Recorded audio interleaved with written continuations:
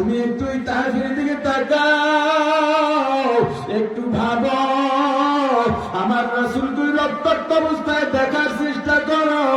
ওই অবস্থায় আমার রাসূল কত সহ্য করলেন, কত কষ্ট করলেন, একটু অন্তর দিয়া ভাবার চেষ্টা করে দেখো আমার রাসূলের প্রতি ভালোবাসা জন্মায় কিনা, আমার রাসূলের প্রতি মহাব্বত আসে কিনা।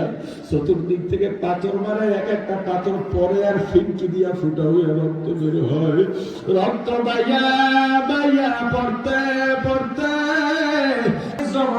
জোটা পায়ের সঙ্গে আটকে যায়। আবার রাসূল বলেন রে তোরা মারিস না, মারিস না, মারিস না, আমি পাগল না, আমি তোদের দুশমন না, আমি তোদের মুক্তির পথ দেখাইতে আসি, আমি মিথ্যা বলি না, তোরাই তো সাক্ষী দিয়েছিস আমি আল্লাহ।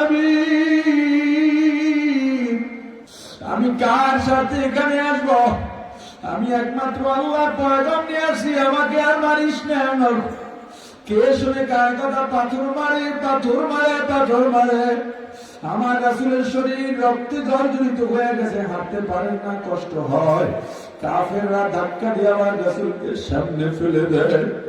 আমার রাসূল একটু উঠতে যাবেন, উঠতে পারেন না, কষ্ট হয়, আবার ওই অবস্থায় ধাক্কা দিয়ে ফলাইয়া যায়।